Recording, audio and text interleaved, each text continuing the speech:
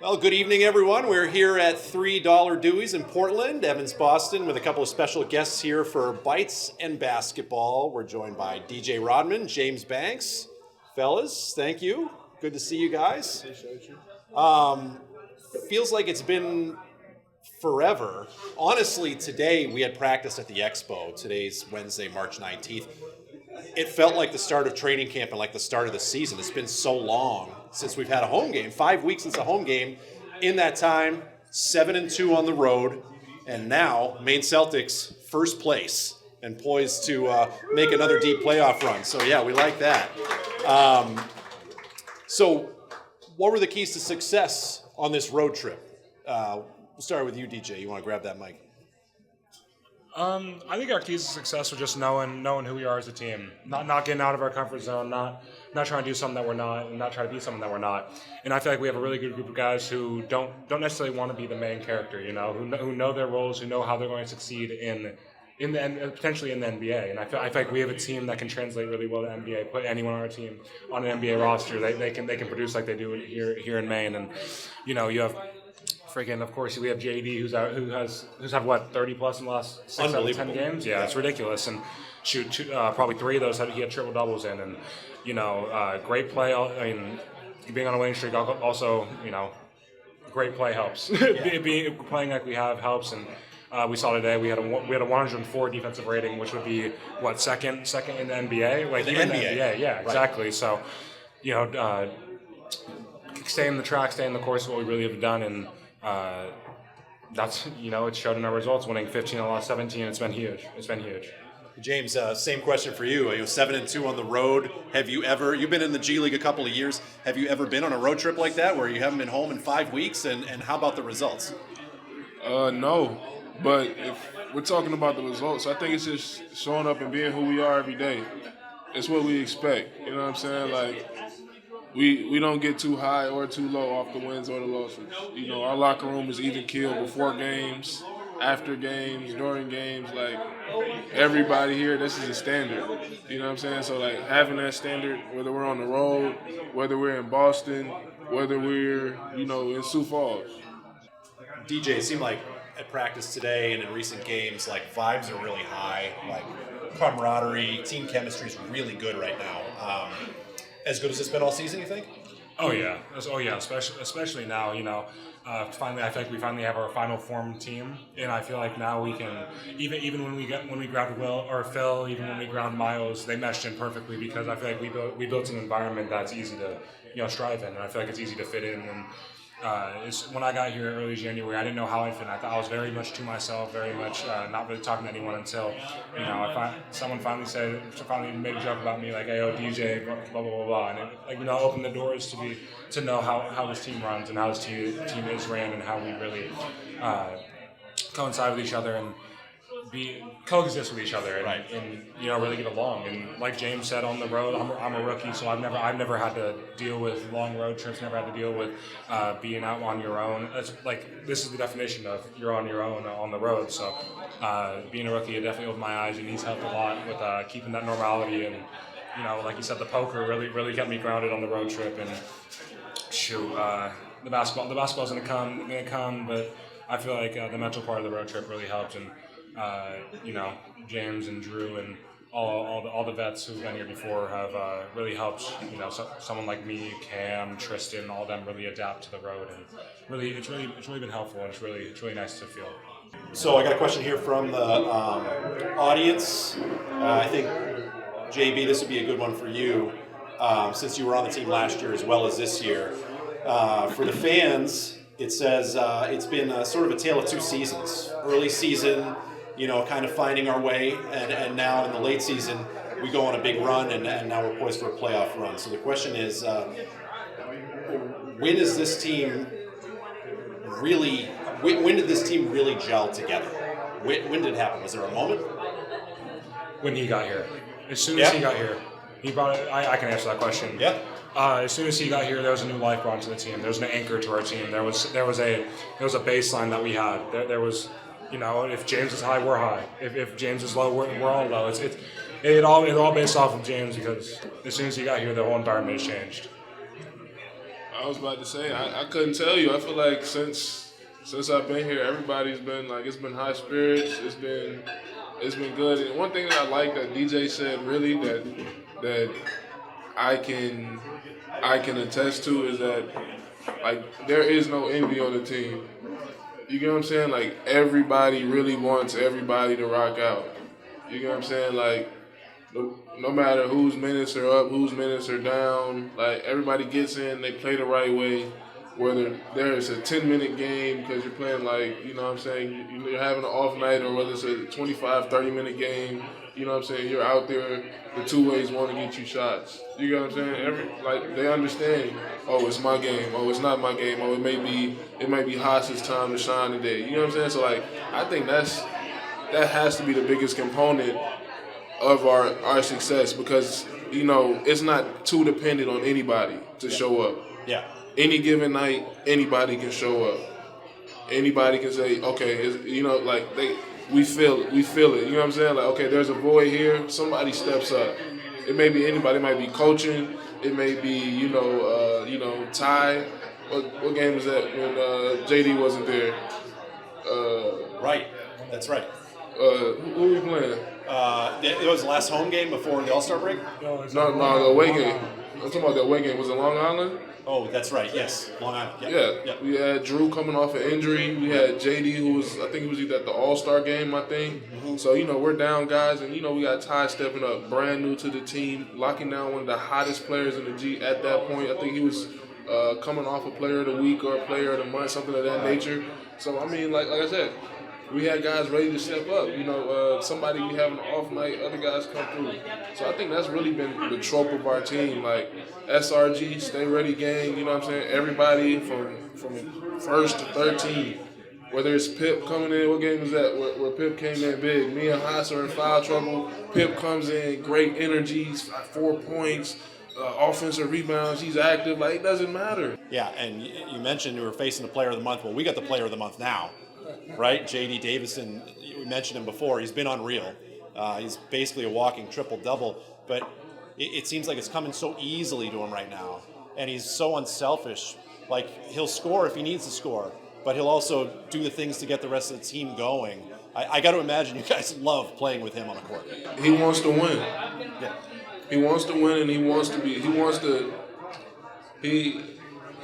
I feel as though he feels as though he's one of the, if not the best player in the G right now. And you know what I'm saying? Like, in anything, if you're going to take this serious, which he is, of course he has a contract with the Celtics, you know what I'm saying, the Boston Celtics, but this is, he is where his feet are. So, you know what I'm saying, he takes this serious. If he's going to be in the G, he's going to be the best player in the G on the best team in the G. You know what I'm saying? And that's his mentality. You feel me? Yeah. So, like, yeah, he take it serious night in and night out. He like, yeah, bro, we winning tonight. Yeah, I'm gonna do what is best for my team. I'm not here to play around. If I'm gonna be here, I'm gonna be the best version of myself. And I think that's so professional, so mature in him. You know what I'm saying? Like, and that's how he's taking it. That's the step he's taking this year. Yeah, people have started to notice, right? Like at the Rising Stars event at NBA All-Star, Mac McClung is saying, oh yeah, JD is the MVP of the league. I mean, so his peers are now saying this guy is legit. And, you know, coaches of other teams are starting to take notice. The whole league is taking notice on how JD's been playing. Yeah. Go ahead. What gave me a good feel on JD was it was very recently when he had 5 games in 5 days. I forgot what it was. He just had come back from 5 games in 5 days, and he just come back from Boston. We were still on the road. He came back from Boston, and our coach was like, Tyler was like, something about like, oh, you must be really tired. Like 5 games in 5 days. And you expect him to be like, oh yeah, like this is some BS. Like blah blah blah. But what he said was, bro, just give me a ball in my hand. That's all I need. So that's when I knew that it was that JD. Like, and he's quiet. Like JD's quiet. Yeah. Not to Banks, obviously. He only talked to Banks for some reason. But JD's quiet, and that's all I needed to know. That's all I needed to hear. Right. He's a special player, no doubt about it. All right, another question from the fans here. Bites and Basketball at $3 Deweys. The question is, having played with other teams, is there one thing or multiple things that differentiate the Maine Celtics from other teams? For me this year, yes, because they want you. I feel like this team wants you to do the things that like. I've never been a part of a coaching staff that got mad at me for not shooting. Even though I'm in a little bit of a slump right now, like I've never felt more confidence instilled in me, even though I'm shooting whatever it is over the last few games. Like they like shoot the ball. Like that's all they tell me, and like that's what's different in my opinion. Is just like I don't care how bad you're shooting, how good you're shooting. You're here for a reason. Like you're good enough. You're here for a reason. Shoot the ball. Like go defend the best player. Go grab those rebounds. Like no matter how we play, no matter how we shoot, go. Because obviously at the end of the day, like they have a very good gauge on it's out of your control. Making shots are out of your control. Right. Either you make it or you miss it. There's always two outcomes, and one happens more than the other. And it really has instilled that confidence in me especially coming from college. Like I said before, being a rookie, like I was never told like you're coming out of the games if you don't shoot the ball. And I felt that here. Like I noticed that when I turn down shots, like I'll come out the game. You know, like sure. Like that. Like that's the culture here. Like do what you're here for, and you know. Shoot, they're gonna know that they're gonna tell you how good you are on every day, and they're gonna let you know how good you are, no matter how low you feel about yourself. Well, Tyler Lashbrook, our head coach, has praised your effort on both ends of the floor, your energy that you bring, practice, games, all the time. Where do you get that from? Just it comes from it stems from like growing up, like just being told like. You're not like I'm not necessarily being told, but just being the actions being shown that I wasn't good enough to make it certain places. You know, like either whether it was having one scholarship offer out of high school, even though you know I like to give myself a little bit of praise in high school. Like averaging 30 points in California is not easy to do, and I'm over here with one offer. Like not playing, even though I have the highest plus minus. Like all those type of things. Just I get sense from that because people tell me I'm not good enough, and just me being like. I'm gonna show you how good I am, whether you like it or not. I'm gonna be annoying. I'm gonna take charges. I'm gonna defend your best player. Yeah. I'm gonna have you complain to the refs because of how I'm playing, and whether it's me running through someone's face multiple times to go get an offensive rebound, I'll go do that. Like I'm like. It's the little things I feel like for me, especially. Like I know myself. I'm very self-aware. I know I'm not going to be breaking someone down off the dribble. I know I'm not going to be doing these things, but it's just making an impact, being a wing player. So it's just knowing that they got your back and all that type of stuff. Kind of reminds me of somebody else. Reminds me of Dennis Rodman Sr. Yeah. Right? Yeah. I mean, same motor, same energy. Yeah, of course. And like even like him, like I just said, like being self-aware, like he knew that he wasn't going to score 30 points a night. He knew that he wasn't going to get the most shots up a night, but he was going to make an impact either way. And he didn't have to score that. I think that's what I'm saying. Like just making an impact, and that's my goal. Just making an impact, whether it's not in the box, even though or box scores, even though people want the box score to look pretty for themselves. But as long as that says an L, it doesn't matter. As long as you didn't win that game, it doesn't matter. And if I have 2 points, 2 rebounds, 1 assist, playing 30 minutes, but we win, and I took 3 charges, drew a couple offensive fouls, got a couple offensive rebounds, I don't care, because as long as I help my team win, do my job, that's all that matters, and that's all. That chase down, that was all ball. Oh yeah, that was all ball. I understand why they called it a foul, but right. When you look at the replay, I was surprised they didn't overturn that. Right. All right, we got a question from the fans here. What player did you model your game after? Good question. Go ahead, Banks. For me, I just started playing basketball until I was in high school. Really, high school? High school. So of course, initially I wasn't very good at it, and by the time I got good at it, I felt like I was too old to really idolize anybody too crazy. Right. You know what I'm saying? Like I feel like. To get fully immersed in idolizing somebody, I feel like there is that childlike wonder that comes with it. You know what I'm saying? Like that person being the best in the world. But I mean, I looked at all the greats, of course, like just to watch film, just to study. I looked at a lot of Tim Duncan back in the day, class work. A lot of Alonzo Mourning, just his defense, how he moved. Just because just the way he moved and whatnot. Hakeem for the footwork. But I mean, idolize my game. game just adapts. You know what I'm saying? Like, you try to steal something from everybody you play with. At least that's what I try to do. Something that works. Whether it's, a walk-on guard. When I was at Georgia Tech, his jab, that always worked. Somebody's ball fake, that always works. Like, you know what I'm saying? It's just little stuff that you just take from guys that you can do and you can do at a high level. Sure. DJ, who would you say your player comp was? A lot, like in high school, I drew a lot of my game from Carmelo Anthony. Hello? Yeah, yeah. In Put him in that box? You're talking to a Syracuse grad right oh now, yeah, so- no. In high school, I was a scorer, so I'd like to model it after him, like mid range, get the mid range, mid post. But the more I grew up, obviously, my dad was a huge not idol to me, but someone I want to model my game after, because at the end of the day, that dude has 5 championships with averaging less than 10 points a game. So was huge parts of those championship teams. But that's someone, like, he is definitely someone that I watched every day on repeat when I was like 12, 10, 11, even when I didn't play basketball. Like, I just watch him. But like, the more I grow up, the more I really see my game modeling itself is just, I like to be kind of like a Lou Dort, Josh Hart, and then not necessarily. I know my body. Like, I know I'm not gonna be able to shoot like Klay Thompson, but I want to model my game after him when it comes to defense, offense. Just dudes who are literally. You like Klay? Thanks. I try. Just those who are 3 and D. Literally just shoot threes and play defense. Yeah. I don't care if I 95% of my shots are threes, but as long as I'm doing my job. Right. Well, hey, speaking of, how about Baylor Shireman last night for the Celtics? 20 points. He got in there and, man, he got those shots up quick. Yeah, shoot. He got them up quick. I mean, shoot, how many shots he missed? 2? 1? 1. Yeah, I'm about to say. Like, it's hard not to touch the floor when you miss one shot, huh? Yeah. No, Great for him. That's so exciting. Love to see him do well. It feels like we haven't played with him in Yeah. a long time. How long has it been? 2 months? It feels that way. Yeah. Yeah.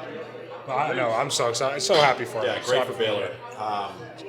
All right, question from the crowd here. This is from Rich and Robin. Question to both of you. Who on the team is the best defender? Who's the best defender on the team? The best defender on the team, it's either me or Cam. Yeah. And then at the rim, it got to be Banks. Yeah. Banks and Haas. Yeah, Hassan Yeah. Ward, he's a shot Yeah. blocker. On the ball, me and Cam, when it comes to blocking shots, contesting at the rim, me leading to, it's definitely Banks and Hassan. All right, who's the best dunker on the team? I'm taking both. Best defender, best dunker. JB. I mean, JD's had some pretty good dunks now. When? Well, in the past. Yeah. So you're saying right now? That's all we can talk about. All right. Who is the one player you'd want to shoot a three-pointer to win the game? So need a 3 to win the game. Who's getting the ball?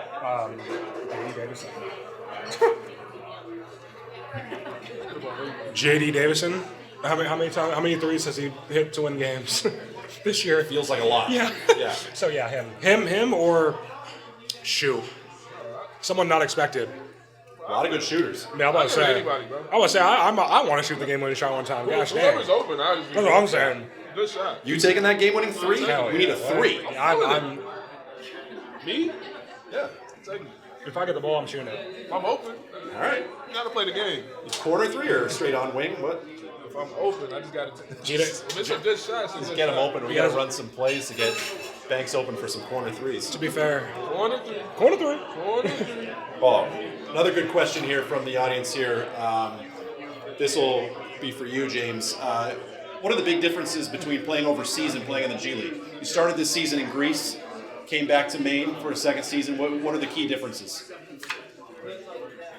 There are a bunch of differences. I mean, we can go with the macro. We can talk about, the importance of every game. You know what I'm saying? So even just the scheduling of the G versus the scheduling of that in different places. So I just came from Greece. I was playing a Euro Cup. So I got the opportunity, I got the gift, of playing 2 games a week. But, a lot of guys, a lot of places, you play 1 game a week, you play one, domestic game a week. So I played one domestic, one international.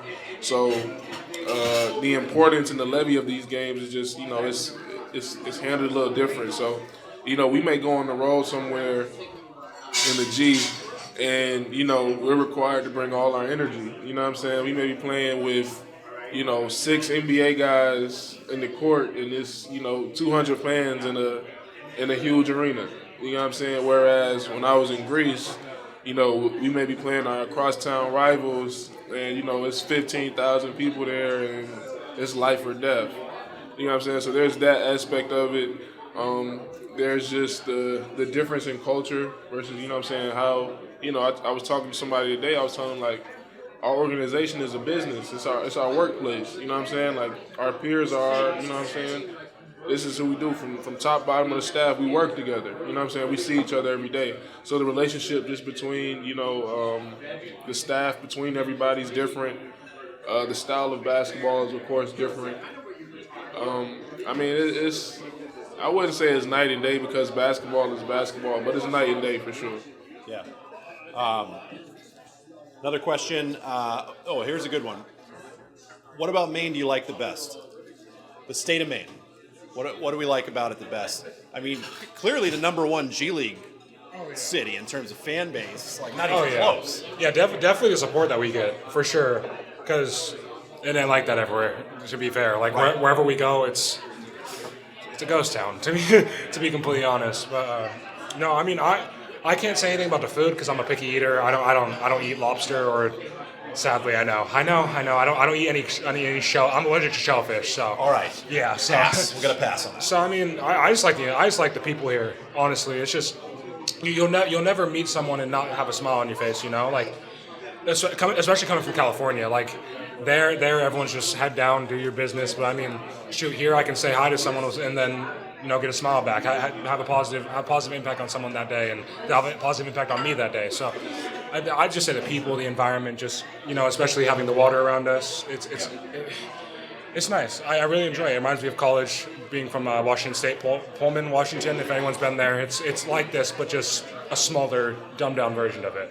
Well, we've got a great roster, a great group of guys. Everyone, top to bottom, really nice guys. But you two are probably our most active in the community. Why is that so important to you to be so active in the community? You can hold the mic for him.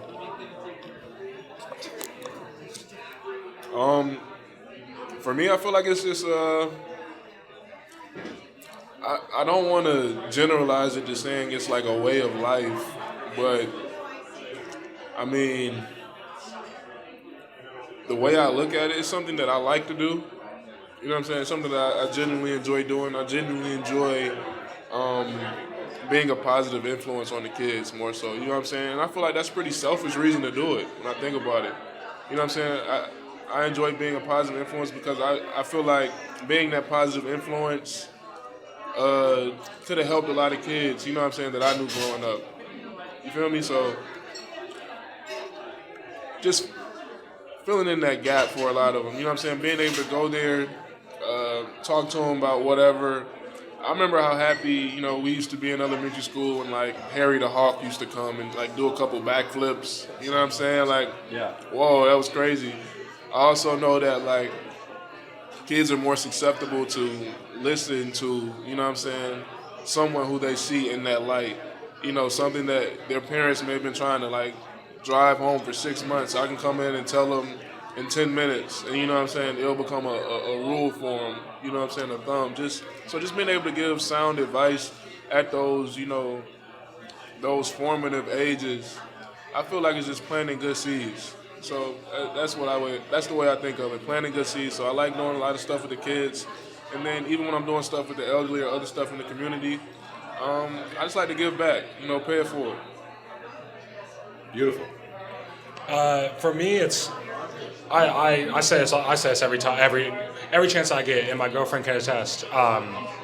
My goal in my life is to have a positive impact on everyone, be talked about in a great light when I'm gone, So, and especially like today when I went to the Boys and Girls Club, it's just so nice seeing kids who were in my shoes at one point. Me being at the Boys and Girls Club when I was younger, not being as fortunate as not being as fortunate as some other kids are. It's like a lot of those kids aren't as fortunate as their peers. So I mean, it's always nice to see someone give those kids opportunities that others don't. And like when I was younger, I wanted to have someone come in from a no matter where it was, professional basketball team, to come tell me what's up, tell me what life is about and how it is as an athlete, especially. And seeing those kids smile and just being a light and on someone's dark day is something nice, and you don't know what some people go through. And I didn't do a lot of community service in college, and I regret that deeply now that I've been doing it here. So no, I just want to have a positive light on people, and I want people to remember me for the right reasons. Yeah, and they will. They definitely will. Yeah, you guys make a huge impact on kids in the area. James, I remember last season we traded for you. You were playing for Texas prior to that season. And my counterpart in Texas, Brittany, she said, "I'm so sad that we're losing our community MVP." And I said, "Well, that's good to know." And then first day of training camp, you came up to me, introduced yourself, you said, "What do we got in the community? What do you got for me?" And the next day, you said, "How come we haven't done anything in the community yet?" I mean, it goes a long way. It's appreciated more than you know. Are you a family guy? Man of the people. Like I said, I've been doing this since I was in college, really. Since I got exposed to it and, like, my first time getting into community, because I think it goes to just be that, when they talk about the two candles lighting each other. You know what I'm saying? Like, it costs me nothing to, light somebody else up. You know what I'm saying? And to give that part of myself away. You know what I'm saying? That time, that energy, those good vibes, it costs me nothing. So if I can help somebody with something that's so, so naturally, so easy to give, so freely to give, then I'll do that. Love it. All right, back to basketball. I got another question from the audience here. This is a good one. Who has been your favorite team to play against this season? Favorite G League opponent? That's a good question. Oh, for me, it's got to be. Oh, shoot. On the spot now. It's got to be Atlanta. College Park Skyhawks? Yeah, or College Park. Yeah, College Why? Park. Had great games. Had great games against them. All right. But yeah, I like playing against them because, and I got my boy Muhammad Gay on the team from Washington State. So it's fun playing dudes that you've played against or played with throughout college and high school. And College Park has that, and also just anyone who has like a two-way assignment dude playing down, just whatever team that is, because I like to prove myself against them, guarding them. So, yeah. What do you think? None. Not worried about none of them. Well, we got a big game tomorrow, Osseo and Magic. This is first place versus second place here. Do you guys feel like extra juice here as we get towards the playoffs? It's just another game. Just another game. Is it really, though? Just like we traded our last 17 on this winning streak. Just like we traded our 15 out of 17 games is how we're going to treat it. So we're not going to ride too high. We're not going to ride too low. We're going to stay even keel, and that's what champions do. It's been working so far. I mean, yeah, we understand the game. I mean, of course, but I mean, I think we're all mature enough to understand that, like, nothing's going to be decided until tip. You know what I'm saying? Like, it's who we are at tip-off at the beginning of that game what's going to determine how we feel at the end of the night. You know what I'm saying? So, like, everything else, we're going into it preparing as we always do. We know the stakes. We know they're a good team. We know this. We know that. But, I mean, we go into every game knowing that. So, I mean, I feel like us doing what we've been doing is it's tougher than it looks. Just because, you know what I'm saying, like, it's not like we hit the stride at, you know what I'm saying, a certain point. Like, we've been in stride for a while. You know what I'm saying? It's not like we were dope. Like, yeah, so, like, to keep that stride, you can't get blown so easily to the left or to the right. You know what I'm saying? Because we're in no position to lose it. Like, these are playoff games. Each game we've been playing in has been that important. Yeah. You know what I'm saying? Right. Like, we're only here by our chinny chin chin. We're not even really locked up in one. You look at the site, we haven't even clinched the playoffs yet, technically. Right. Since we was 4-9. You know what I'm saying? 4-9. So like Is that what it was? 4-9, and now we're 20-11. So like we've been walking this tightrope. You feel me? So like, yeah, we understand it, but we knew that 2 weeks ago. We knew this game was important 3 weeks ago. We knew this game was important. You know what I'm saying? Like so long ago. Like it's just okay. We're here now. So what are we gonna do? Right. It's literally what I meant. Like, that's exactly what I meant. And now on to the playoffs, it's a single elimination format, and then until the finals, which is best of 3. Do you like that? I mean, it feels like college, honestly, like the single elimination bracket. Do you guys like that? Would you rather have a 3-game series each round? That's what it used to be. Nah, because the most prepared team wins. Yeah. That's how it is. And our coach said today, we don't want to go into the locker room after tomorrow's game or not tomorrow's game, but the playoffs, and be like, we lost this game because we didn't hit shots. He said that today in the locker room, and it's true. I don't even think we've hit our full stride yet because we haven't been shooting the ball well. To be honest, we haven't been shooting the ball well, and once we really hit our stride, I feel like there's no one who can stop us. And again, like James said, it's been this game is important since we were 4-9. Since we played. What was it? I don't even know who it was. Since we played 905 or whoever it was. In January. Yeah, exactly. Since it's been like that ever since then. It's carried over for 2 months. Well, that's going to wrap things up here for Bites and Basketball here at $3 Deweys. We'd like to thank everyone that came out to join us tonight. Hope you enjoyed it, and let's make a strong playoff run here, guys. Let's do it. We're excited for the postseason. We're excited as well. All right.